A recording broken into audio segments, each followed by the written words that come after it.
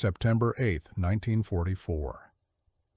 It was a Friday evening in London, and the city was cautiously optimistic.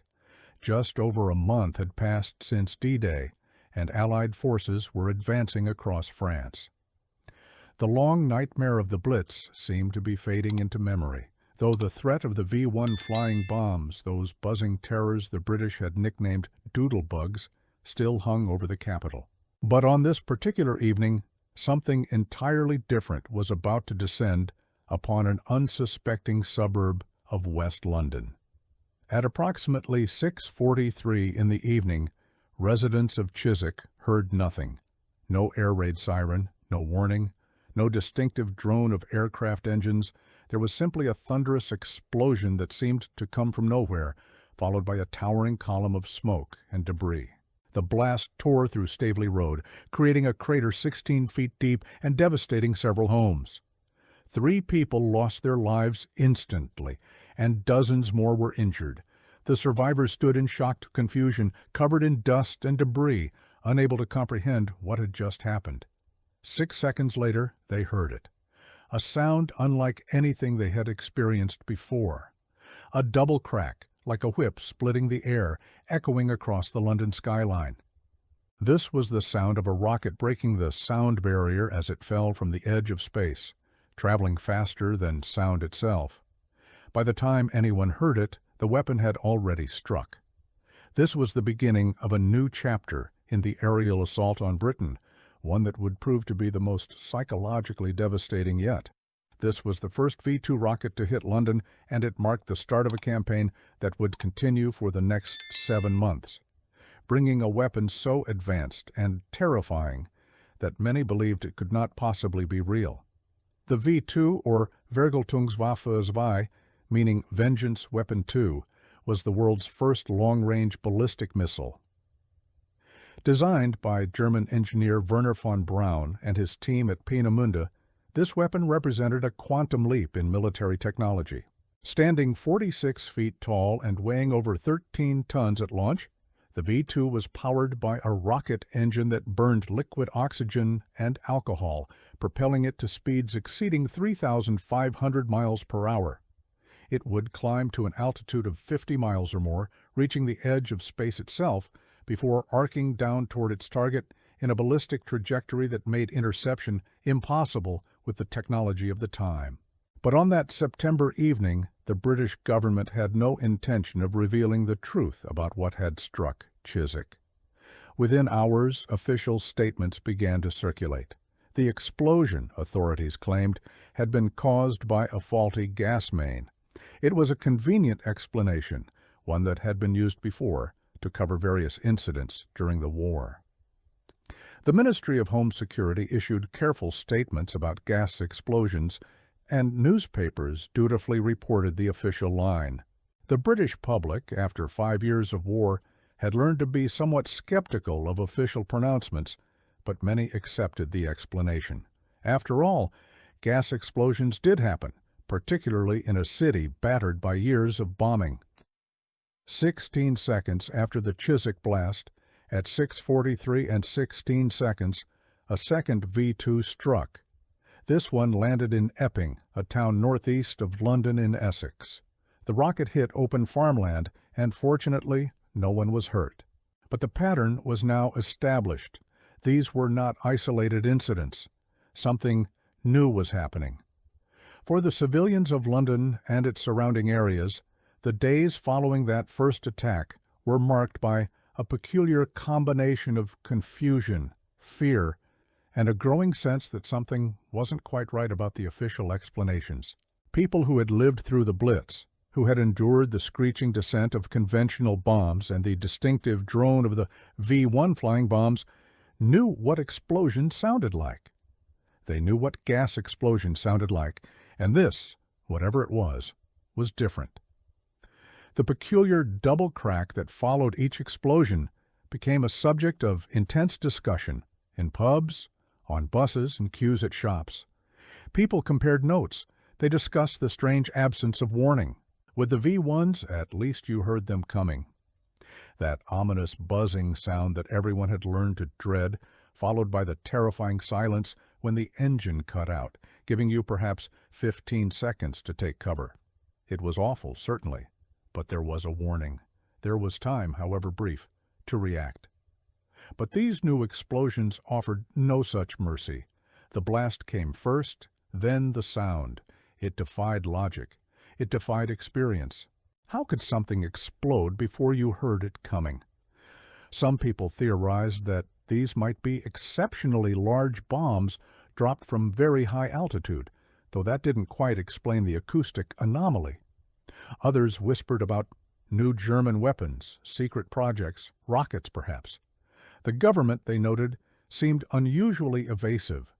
The official story of gas main explosions quickly began to strain credibility.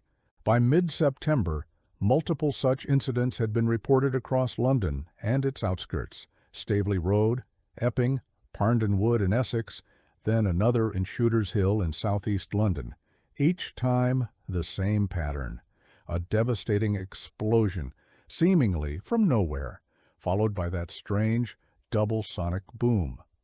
Each time, the government issued statements about gas mains or other conventional explanations. The British public, hardened by years of war, responded with a mixture of resignation and dark humor. Londoners began referring to the mysterious explosions as flying gas mains.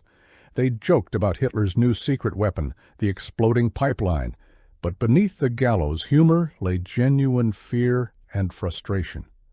The unknown is always more terrifying than the known, and whatever was causing these explosions remained stubbornly unknown, at least officially. It's important to understand the context in which these attacks began.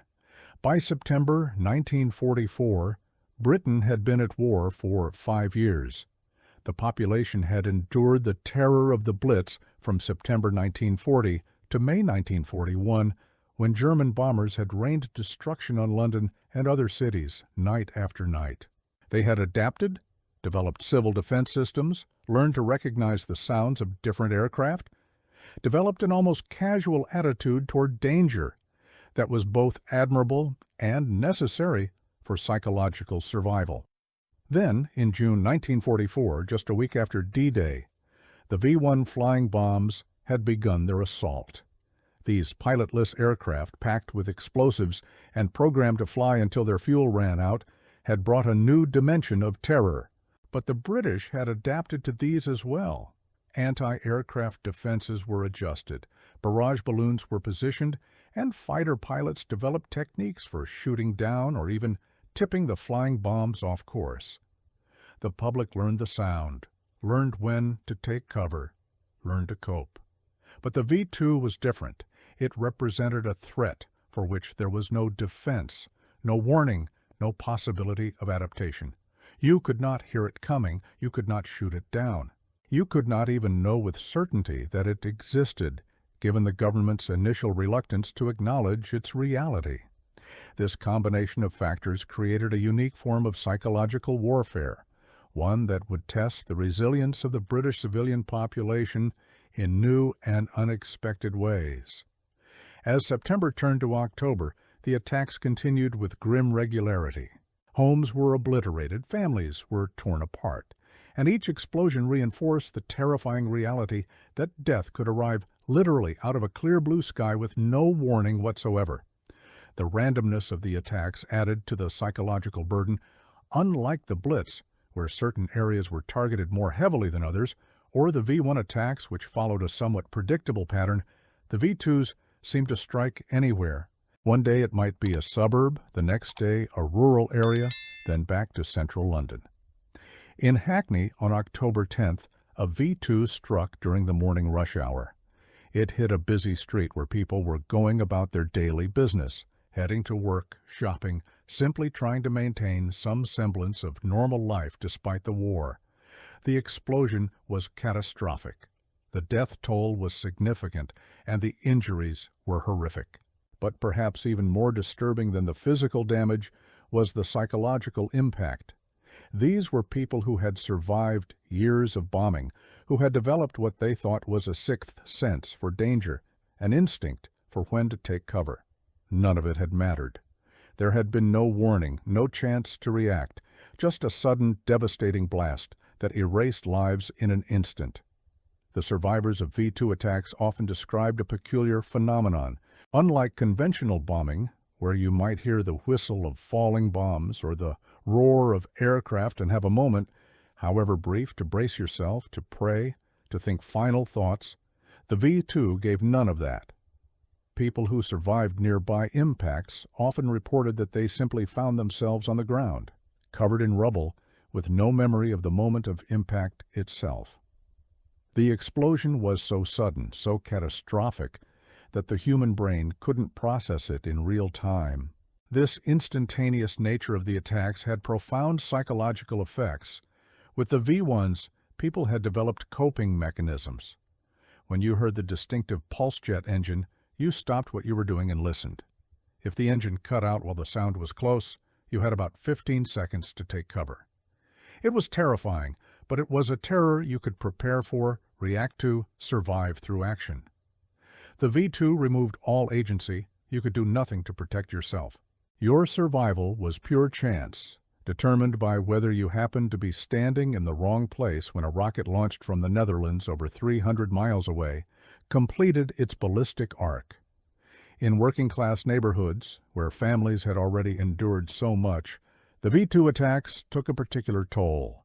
These were communities where multiple generations often lived in close proximity, where neighbors knew each other by name, where the fabric of daily life had been maintained despite years of war through mutual support and stubborn determination. When a V-2 struck such a neighborhood, it didn't just destroy buildings, it tore apart communities. In Woolworth's department store in New Cross, southeast London, a V-2 struck on a Saturday afternoon in November. The store was crowded with shoppers, many of them women and children taking advantage of a brief weekend respite from the week's struggles. The rocket hit without warning, and the building collapsed. The loss of life was devastating, though the exact number was kept from the public at the time to avoid panic and damage to morale. Survivors spoke of the surreal experience of shopping one moment and finding themselves buried in rubble the next, with no memory of the transition between those two states. The government's continued insistence on attributing these explosions to gas mains or other conventional causes began to feel almost insulting to a population that had proven its resilience time and again. By November, even the most credulous citizens were deeply skeptical. The explosions were too frequent, too widespread, and too similar in their characteristics to be explained by faulty infrastructure. More importantly, word was spreading through unofficial channels. Soldiers home on leave from the continent spoke of rumors they had heard about German rocket weapons.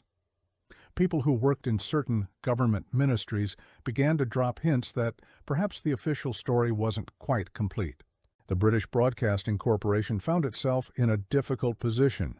The BBC was expected to maintain public morale while also maintaining its reputation for truthfulness, a reputation that was one of Britain's most valuable assets in the propaganda war against Nazi Germany. The corporation's news bulletins continued to reference the official explanations, but the reports became increasingly vague and non-committal.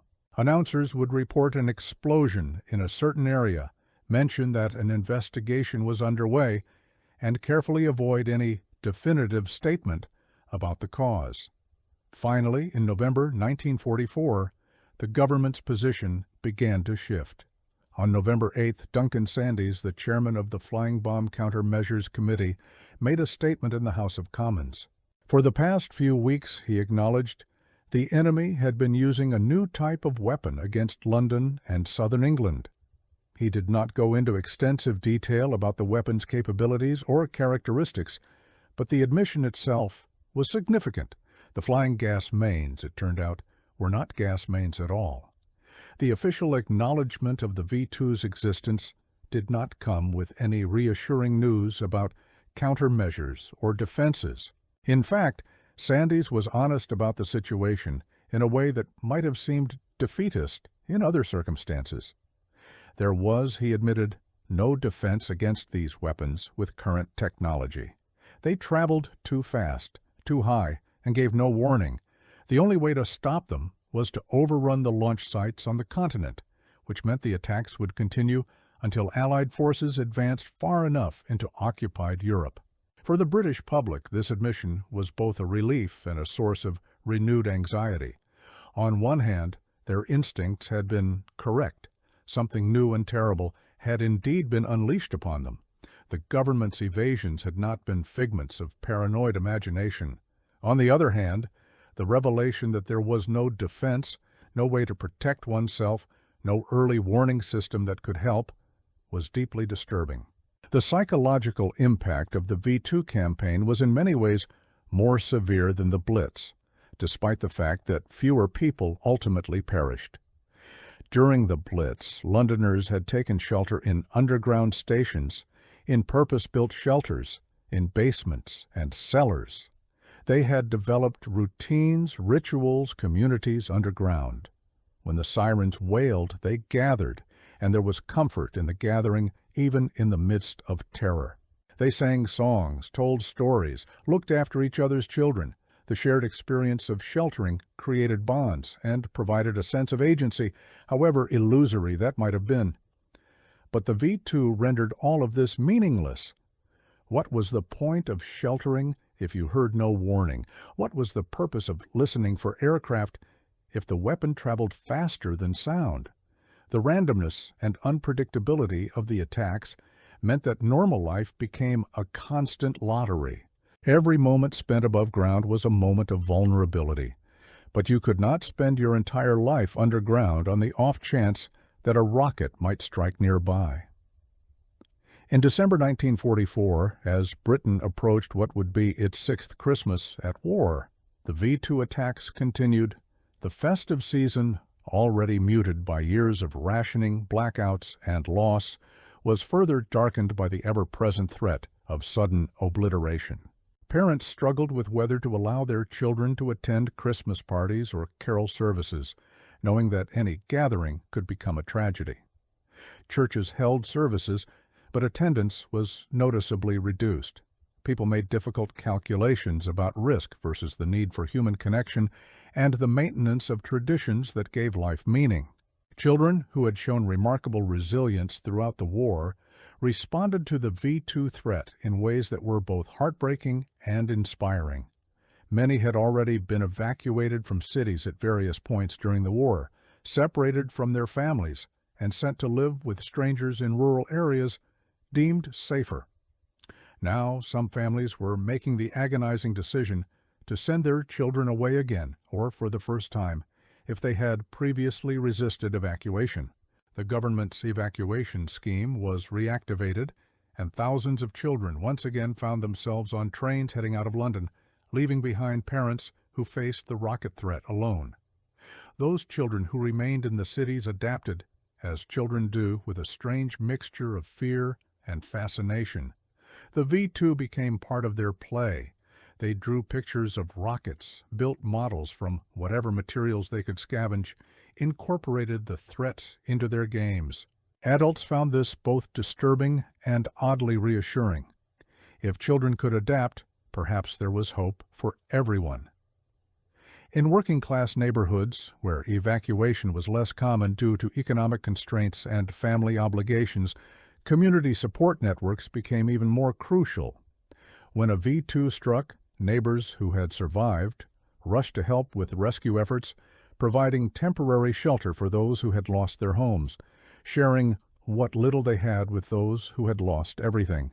The local pub often became an informal community center, a place to share information, to mourn the lost, to maintain social bonds in the face of random destruction.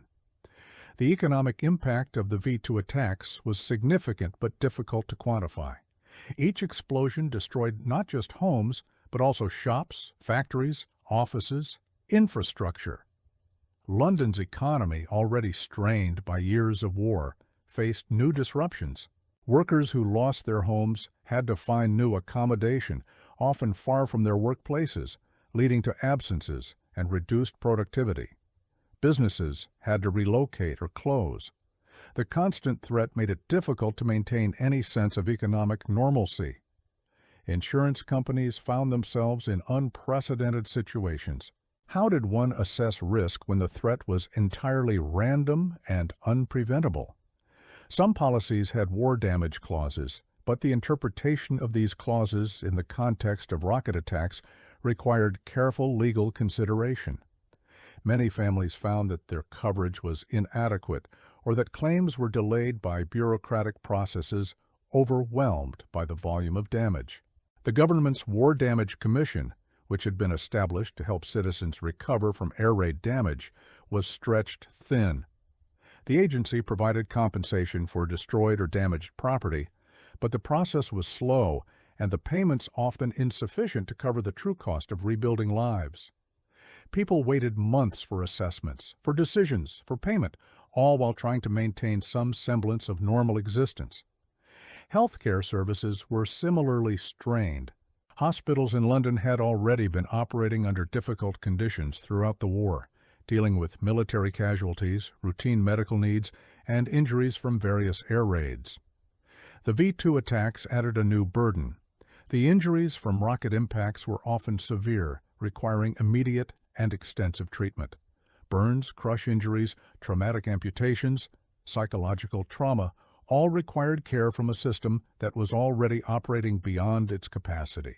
Medical personnel, many of whom had worked without adequate rest for years, continued to perform small miracles daily. Doctors and nurses developed expertise in trauma care that would, in peacetime, have taken careers to accumulate. They worked through their own fear and exhaustion, knowing that they too were potential victims of the next attack, knowing that the hospital itself could be hit at any moment. Mental health, though not discussed as openly in 1944 as it would be in later decades, was a growing concern. The cumulative stress of years of war, combined with the unique psychological burden of the V-2 threat, took a toll that manifested in various ways. Some people developed what we would now recognize as anxiety disorders, unable to sleep, constantly on edge, jumping at sudden sounds. Others retreated into denial, convincing themselves that worrying was pointless and attempting to live as if the threat did not exist. There was also what we might call anticipatory grief. In previous phases of the war, people had mourned those who were lost and worried about those who were away fighting. The V-2 added a new dimension to this. You worried not just about whether your loved ones serving overseas would return, but whether you yourself would still be alive when they did return. Letters written during this period often carried a subtle undercurrent of uncertainty, careful avoidances of promises about the future, expressions of love that felt like potential farewells. January 1945 brought no respite. If anything, the attacks intensified, German forces increasingly desperate as Allied armies closed in from both east and west, launched V-2s with increasing frequency. The rockets fell on London, on Norwich, on Ipswich, on any target within range. Each attack reinforced the helplessness that civilians felt. Yet alongside the fear and the grief, there was also anger. Anger at the Germans for continuing to target civilians even as the war was clearly lost. Anger at a Nazi regime that devoted resources to terror weapons rather than accepting the inevitable. And perhaps, though few would admit it openly, anger at the government for its initial dishonesty about the attacks, even though most understood the reasons for that dishonesty. This anger was channeled into various forms. Some people threw themselves into volunteer work with renewed vigor, as if defying the enemy through productivity and community service. Air raid wardens, ambulance drivers, fire watchers, all the civil defense volunteers who had served throughout the war continued their duties despite the knowledge that no amount of vigilance could prevent a V-2 strike. Their continued service was an act of defiance, a refusal to let fear paralyze them. Others found solace in small acts of normalcy. They tended their victory gardens, raised chickens in their backyards, maintained correspondence with friends and family went to the cinema when they could, listened to music on the wireless. These ordinary activities became acts of resistance, assertions that life would continue regardless of what fell from the sky. The music hall and theater, institutions deeply embedded in British culture, remained open throughout the V-2 campaign. Performances continued, though sometimes they were interrupted by explosions in the distance. The audience would pause, consider whether to leave or stay, and most often would stay. The show must go on, as the saying went, and in wartime Britain, that was more than a cliché. It was a statement of determination. Newspapers, operating under censorship but with more freedom to report on the attacks after November's official acknowledgement, walked a careful line between informing the public and maintaining morale. They reported the locations of impacts, listed casualties when permitted, and occasionally ran human interest stories about remarkable survivals or acts of heroism. But they avoided anything that might demoralize readers or provide useful intelligence to the enemy. Journalists themselves faced difficult ethical questions. How much detail was too much? How did you report honestly on the terror without amplifying that terror? How did you describe the injuries, the deaths, the destruction in ways that honored the victims without traumatizing readers? These questions had no easy answers, and different publications took different approaches. In February 1945, as winter gripped Britain, the attacks continued. Fuel shortages made heating difficult, and many people spent long, cold nights listening to the distant explosions, wondering if the next one would be closer. The combination of cold, fatigue, inadequate nutrition, and constant stress took a toll on public health. Respiratory illnesses spread through crowded shelters and temporary housing. Tuberculosis, which had been declining, saw an uptick. Children born during this period entered a world of extraordinary uncertainty. Expectant mothers faced the V-2 threat with particular anxiety, worried not just about their own survival, but about bringing a child into a world that seemed determined to tear itself apart. Hospitals and maternity wards did their best to provide security and comfort, but there was only so much that could be done. Some babies were born during or immediately after V-2 impacts on nearby areas, entering the world to the sound of explosions and sirens. The elderly, many of whom had lived through the First World War and had hoped never to see such devastation again, responded with a weary stoicism that younger people often found both inspiring and heartbreaking. They had seen humanity at its worst before, had endured the trenches and the Spanish flu, and the economic devastation that followed. Now, in what they had hoped would be their peaceful final years, they faced new horrors. Yet they endured, drawing on reserves of strength that they perhaps had not known they possessed. March 1945 marked the beginning of the end. Allied forces were advancing rapidly across Germany. The launch sites for the V-2s in the Netherlands were being overrun. The frequency of attacks began to decline, not because the Germans had given up, but because they simply had fewer locations from which to launch. Each day that passed without an attack brought a cautious hope, though people were reluctant to believe that the ordeal might finally be ending. On March 27, 1945, the final V-2 to hit London struck Orpington in Kent. It was early afternoon, and the explosion killed one person and injured 23 others. No one knew at the time that this would be the last, of course. For days afterward, people continued to wait for the next explosion, continued to flinch at sudden sounds, continued to calculate odds and risks. It took time for the realization to sink in that perhaps finally the rockets had stopped. The total toll of the V-2 campaign was significant, though exact numbers remain debated by historians.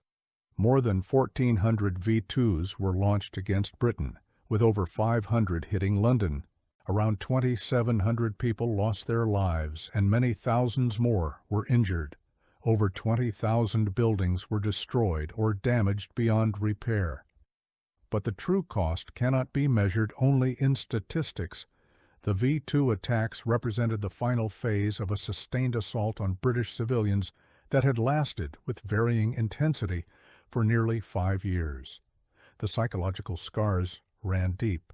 For years after the war ended, many people would jump at sudden loud noises, would feel anxiety when aircraft passed overhead, would unconsciously scan the sky for threats. The generation that lived through the V-2 attacks carried those experiences with them for the rest of their lives. Yet what also emerged from this ordeal was a testament to human resilience. The British people had faced an unprecedented threat, a weapon against which there was no defense, no warning, no hope of protection except blind luck. They could have collapsed into panic. They could have demanded surrender or negotiated peace. They could have fled the cities en masse. Instead, they adapted, endured, and continued to live their lives as normally as circumstances permitted. This resilience was not the product of some inherent British characteristic, despite the mythology that would later develop around the Blitz spirit and the wartime generation. It was the result of very human responses to extreme circumstances. People drew strength from each other, from their communities, from their determination not to give in to fear. They found meaning in small acts of defiance, in maintaining traditions, in helping neighbors, in simply carrying on. The support networks that developed during this period were crucial. In neighborhoods across London and other targeted areas, people looked after each other. If your home was destroyed, someone would take you in. If you were injured, someone would visit you in hospital. If you lost a loved one, someone would sit with you in your grief. These were not grand gestures, but simple human acts of compassion that made survival possible. Religious faith provided comfort for many, though for others, the randomness and cruelty of the attacks strained their belief in a benevolent deity. Churches remained important community centers, offering not just spiritual guidance, but also practical support, temporary shelter, and a sense of continuity. The clergy, many of whom had served throughout the war, provided what comfort they could, though they too struggled with questions about meaning and purpose in the face of such senseless destruction. For those who did not find solace in religion, there were other sources of meaning. Political conviction, whether socialist, liberal, or conservative, provided a framework for understanding the war as part of a larger historical struggle. The arts, from literature to music to visual art, offered ways to process and express the complex emotions that the experience engendered. The simple companionship of friends and family, the shared experience of surviving another day, another week, another month, created bonds that would last lifetimes. As news of the camps in Germany began to filter through in the war's final months, many British civilians found a dark validation in their suffering. The V-2 attacks, terrible as they were, paled in comparison to the systematic industrial destruction that had been unleashed upon European Jews and other targeted groups. The rocket attacks had been random, impersonal, driven by military logic, however perverted. What had happened in the camps was something else entirely, a deliberate effort to erase entire peoples from existence. In this context, the British civilian experience, while significant, was part of a much larger pattern of wartime suffering. The technological legacy of the V-2 is well documented. The rocket technology developed at Peenemünde would eventually contribute to both the American and Soviet space programs. Wernher von Braun, who had overseen the V-2's development, would later work for NASA and help put Americans on the moon. This fact remains deeply problematic, a reminder that scientific advancement is morally neutral, taking its character from the purposes to which it is put. But the human legacy of the V-2 attacks is equally important, if less celebrated. The generation that endured those attacks learned lessons about resilience, community, and the importance of maintaining humanity in the face of inhumanity. They learned that survival is not just about physical endurance, but about maintaining social bonds, finding meaning, and refusing to let fear dictate the terms of existence. In the decades that followed the war, many survivors were reluctant to speak about their experiences in detail. The stiff upper lip mentality of the era discouraged emotional disclosure, and there was a general sense that one should simply get on with life rather than dwelling on the past. Only in later years, as attitudes toward trauma and mental health began to change, did some begin to share their stories more openly. These stories revealed the full complexity of the civilian experience during the V-2 campaign. There were tales of extraordinary heroism, of people who risked their own lives to save others from collapsed buildings. There were accounts of remarkable coincidences and narrow escapes, of people who had left a building moments before it was struck, or who had survived buried in rubble for hours or even days. There were stories of loss that remained raw decades later, of childhoods ended too soon, of futures that were never realized. There were also stories of guilt. Survivors often grappled with the question of why they had survived when others had not. What had they done to deserve life when their neighbors, their friends, their family members had perished? This survivor's guilt was not well understood at the time, and many people struggled with it in isolation, unable to articulate feelings that seemed ungrateful or irrational. The physical landscape of London and other targeted areas bore the scars of the V-2 attacks for many years. Bomb sites, as they were called, remained empty for decades in some cases.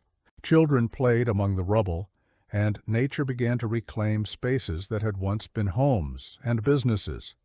These vacant lots served as constant reminders of what had been lost, but they also, in time, became spaces for new growth, both literally and metaphorically. Urban planning in the post-war period was influenced by the experience of the V-2 attacks and the broader bombing campaign. The rebuilding of London and other cities incorporated lessons learned about the vulnerability of concentrated civilian populations. Discussions about dispersal, about the need for civil defense infrastructure, about the relationship between military technology and civilian safety, all bore the imprint of the V-2 experience. The broader implications of the V-2 campaign extended far beyond Britain. The attacks demonstrated that, with sufficient technological advancement, no civilian population was truly safe. The age of the intercontinental ballistic missile was on the horizon, and with it would come the capacity to deliver not just conventional explosives, but nuclear weapons across vast distances with no possibility of interception. The V-2, in this sense, was a harbinger of the Cold War world that would emerge in the decades after 1945. But in the immediate aftermath of the war, as peace finally came and Britain began the long process of recovery and rebuilding, the people who had endured the V-2 attacks were focused on more immediate concerns. They needed homes. They needed to find loved ones who had been separated by war.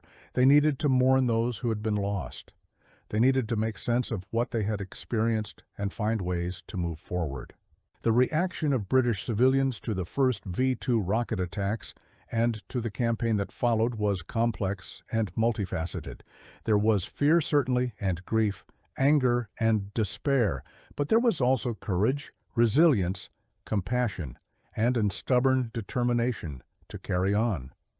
People adapted to the unadaptable, found ways to maintain hope in the face of random destruction, and supported each other through one of the darkest periods in their nation's history. It would be easy to romanticize this response, to suggest that everyone behaved nobly and that the British civilian population was somehow uniquely capable of enduring such hardship. The reality was more complicated. There was selfishness alongside selflessness. There were people who profited from others' misery, who hoarded resources, who gave in to despair or cynicism. There were moments of social breakdown, of panic, of failure. But what stands out when we look back at this period from the perspective of nearly 80 years later is not the failures, but the overall pattern of resilience and mutual support. In circumstances designed to break civilian morale, to spread terror, to destroy the will to continue the fight, the people of Britain and particularly of London, found ways to endure.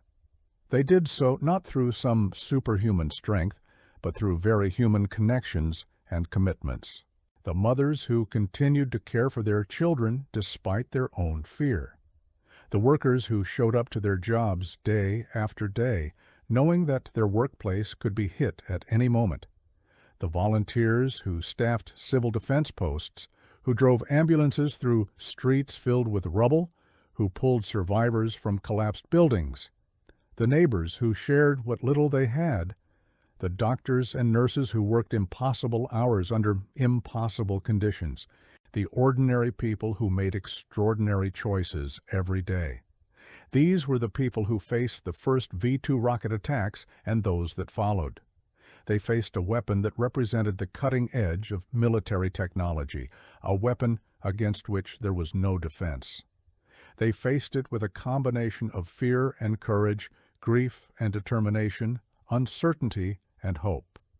They faced it together, and in doing so, they not only survived but maintained their humanity.